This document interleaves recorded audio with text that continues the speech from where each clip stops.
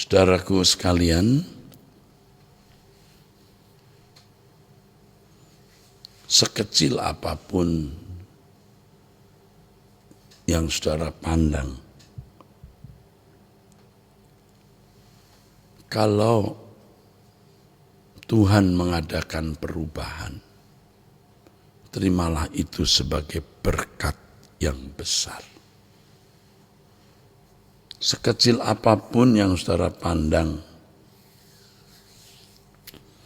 kalau itu merupakan perubahan karakter, perubahan watak, pandanglah itu sebagai hal yang besar, saudaraku. Misalnya kalau dulu setiap kali marah ada kata kebun binatang. Misalnya ada kata anjing, babi, sekarang tidak ada lagi. Ucapkan syukur itu sebagai berkat. Jangan hanya berkata saya sudah berubah. Dulu kalau saya maki-maki orang, saya menggunakan kata-kata yang tidak patut, saya menyebut binatang dan lain-lain. Sekarang saya tidak lagi. Itu berkat besar sebenarnya, saudaraku. Berkat besar. Kalau dulu kita kehilangan satu barang apa gitu, kita akan mikir terus. Ya, kita kehilangan sukacita. Tapi sekarang tidak. Bersyukur, syukuri hal itu. Pandanglah itu sebagai berkat besar, dan memang itu berkat besar. Karena perubahan-perubahan dari hal-hal kecil ini akan bergulung terus seperti bola es untuk mengadakan atau untuk mengalami perubahan-perubahan yang lebih besar yang saudara dan saya akan alami. Dan setiap hari mestinya ada perubahan yang terjadi di dalam hidup kita. Hanya kadang-kadang atau sering kita tidak menyadari perubahan-perubahan tersebut. Pasti ada perubahan yang Tuhan izinkan terjadi. Kalau jasmani fisik kita ini ada regenerasi. Ya memang tidak bisa dilihat oleh mata jasmani, tetapi berapa banyak saudara kita mengalami perubahan, sel-sel yang mati diganti sel-sel yang baru. Dan itu sebenarnya keajaiban Allah yang sudah menjadi tatanan di dalam tubuh setiap individu. Jika bukan Tuhan yang menciptakan manusia dengan keadaan ini, siapa? Hanya Tuhan. Tuhan yang menciptakan itu. Dan ini bukan hal yang sederhana. Kenapa? Karena tidak ada makhluk manapun, tidak ada manusia manapun yang dapat menciptakan hal itu. Itu hanya Tuhan.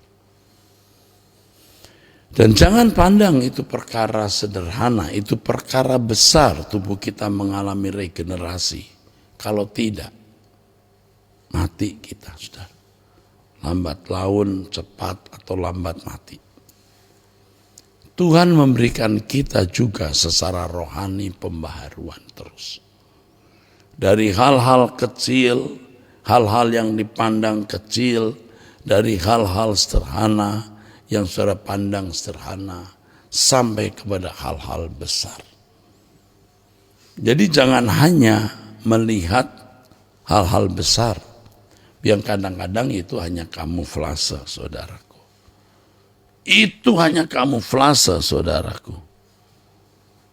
Ya, itu hanya kamuflase. Oh, dulu saya berbuat A, sekarang tidak. Tidaknya hari ini tuh mungkin faktornya banyak. Dulu main judi, sekarang enggak main judi. Faktornya bisa karena tidak ada uang. Faktornya karena memang tidak ada tempat untuk main judi. Faktornya memang udah jatuh miskin.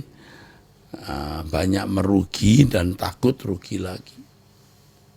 Tapi coba kalau banyak uang, ada peluang, belum tentu tidak berjudi, saudara. Oh, dulu suka mencuri, sekarang tidak. Bukan karena tidak memiliki karakter mencuri, karena memang tidak ada kesempatan lagi, atau pernah masuk penjara, takut masuk penjara lagi. Belum tentu ya dia tidak mencuri, tidak punya spirit mencuri, belum tentu. Dulu berzina, suka selingkuh, sekarang tidak berzina, tidak selingkuh, belum tentu dia mengalami perubahan. Bisa jadi karena dia malu, dia diancam pasangan hidupnya. Saudaraku, tapi mulailah dari perkara kecil, perubahan yang permanen. Artinya satu kebiasaan buruk, satu kebiasaan yang salah, satu perbuatan yang salah yang saudara benar-benar tidak lakukan. Saudara benar-benar benci terhadap dosa itu atau jenis kesalahan itu. Nanti akan berkembang lagi untuk jenis dosa-dosa yang lain. Dan akan bergulung terus seperti bola es. Sehingga kita bisa benar-benar terlepas dari segala jenis dosa. Dan kita mengembangkan hati yang takut akan Allah, hati yang menghormati Allah. Karena memang kalau orang benar-benar takut akan Allah dan menghormati Allah, itu tidak akan berbuat salah, tidak akan berbuat dosa. Tentu takut dan hormatnya kepada Allah harus bertumbuh terus, berkembang terus, sehingga sampai pada titik di mana dia membangun kodrat dosa, kodrat ilahi dalam dirinya dan kodrat dosa dimatikan. Membangun kodrat ilahi dan kodrat dosa dimatikan. Kalau sampai kodrat ilahi ditumbuhkan, kodrat dosanya dimatikan, orang baru bisa mencapai kesucian yang sesungguhnya. Orang baru bisa berpikir seperti Allah berpikir, dan kehendak keinginannya selalu sesuai dengan kehendak Allah. Itu ingat, dimulai dari perubahan-perubahan kecil yang kelihatannya sederhana, tapi perubahan itu permanen.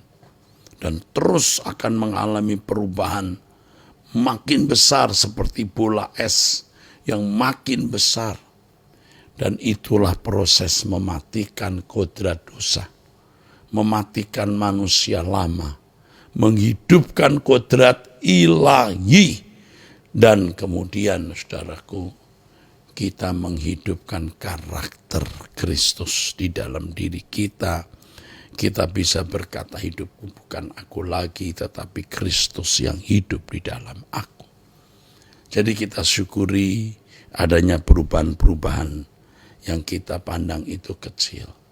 Tetapi sebenarnya itu perkara besar yang Allah kerjakan. Ya, kalau dulu suka, sekali lagi contoh sederhana, kalau marah ucapkan kata-kata kebun binatang, sekarang tidak. Dia dulu kalau marah rasanya mau banting barang, mau pukul sesuatu. Sekarang tidak.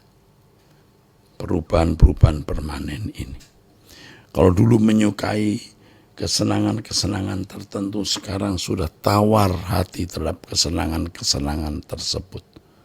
Saudara, ini bagian dari proses pendewasaan, proses penyempurnaan yang Allah lakukan.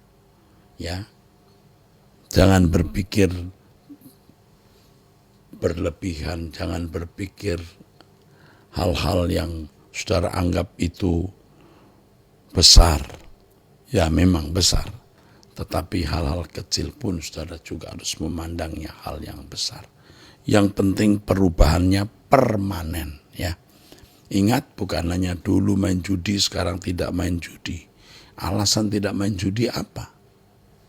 Tapi kalau perubahan kecil tapi permanen, akan bergulung terus menjadi seperti bola salju, membunuh, mematikan manusia lama, membunuh, mematikan kodrat dosa, dan membangun kodrat ilahi dan benar-benar hidup baru di dalam Tuhan. Baik saudara, itulah pesan Tuhan yang Tuhan berikan kepada kita. Mari kita tutup dalam doa. Terima kasih Bapa untuk doa pagi yang Bapa telah berkati. Segala hormat bagimu Bapa. Dalam nama Tuhan Yesus Kristus. Amin.